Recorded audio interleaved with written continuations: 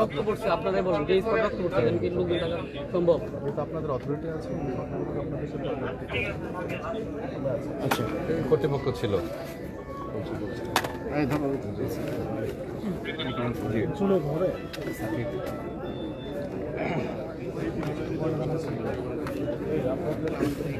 বলেন পরিস্থিতি।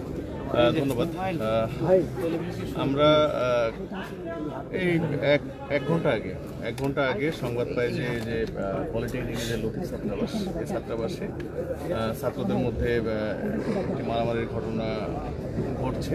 এই সংবাদ শুনে আমি তাৎক্ষণিক আমার অফিসার ইনচার্জ তেজগাঁ শিল্পাঞ্চল থানা, ওনার নেতৃত্বে একটি পুলিশ টিম পাঠাই। উনি এসে এখানে যে আমাদের এখানে হল সুপার মহোদয় আছেন, ওনাকে নিয়ে এই ঘটনাটি নিবৃত্ত করার চেষ্টা করে এবং যারা আহত ছিল, আহত স্টুডেন্টদের হাসপাতালে পাঠায় এবং বাকি স্টুডেন্ট এখন যারা রয়েছে বাইরে এই স্টুডেন্টদের প্রতিনিধিদের নিয়ে ওনাদের যে শিক্ষক কর্তৃপক্ষ এখানে রয়েছেন, হল সুপার মহোদয় এবং আরও কয়েকজন শিক্ষক রয়েছেন, ওনারা এখন বসে আলোচনা করবেন, ওনাদের ক্ষয়ক্ষতিটা নিরূপণ করবেন এবং তাদের মধ্যে মধ্যস্থতা করার অথবা কোনো ধরনের একটি মিটিগেট করার একটি চেষ্টা করবেন। এর পরবর্তীতে যদি মিটিগেট না হয় তাহলে আইনগত ব্যবস্থা যদি ওনারা নিতে চান তাহলে আমরা আমাদের আইনগত যে প্রক্রিয়া রয়েছে প্রচলিত বিধান অনুযায়ী আমরা সেভাবে আগাবো। তো যারা বাইরে আছে তাদের কি হবে? এখন অনেকে তো দেখি বাইরে আছে, ভিতরে আছে। এটা নিয়েই শিক্ষক প্রতিনিধি এখানে রয়েছেন, হল সুপার মহোদয় রয়েছেন, ওনারা বসবেন, বসে এই বাহিরে যারা রয়েছেন তাদের ব্যাপারে সিদ্ধান্ত।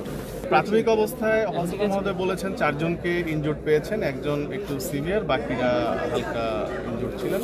পরবর্তীতে এই সংখ্যাটি হয়তো একটু বেড়েছে। এই সংখ্যাটি এখন আপাতত আমি এক্সাক্ট ফিগার বলতে পারছি না, পরবর্তীতে এটি আমি যখন শুনতে পেয়েছি আমি শোনা মাত্রই চলে আসছি।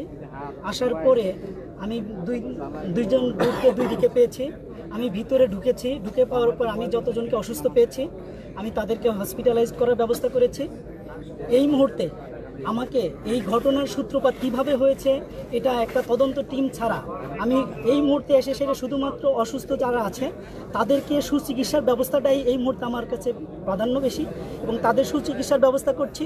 এবং আমার সকলেই ছাত্র, যেই সংগঠনই করুক না কেন সকলেই ছাত্র, তাদের স্ব অবস্থান থাকবে, এটাই আমরা কামনা করি।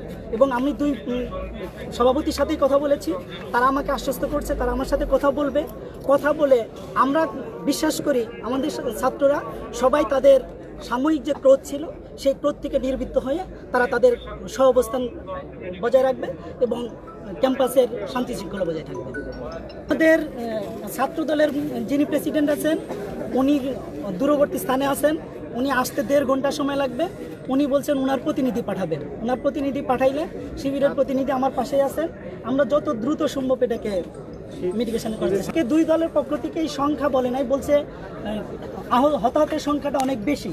আমি নিজ হাতে 4 জনকে বের করে দিয়ে হসপিটালাইজ করছি। সেই সংখ্যাটা পরবর্তীতে এখন দীর্ঘ সময় চলে গেছে, প্রায় 1 ঘন্টা যাবত আমি এটা করতেছি। এরপরে সংখ্যাটা বাড়তে পারে। আমাকে হসপিটাল থেকে একজাক্টলি আমি হসপিটাল আমার সহকারী হোস্টেল সুপার পাঠাইছি, তিনি ওখানে আছেন, উনি আমাকে টোটাল সংখ্যাটা একজাক্টলি সংখ্যাটা বলতে পারলে আমি আপনাদেরকে সংখ্যাটা বলতে পারবো।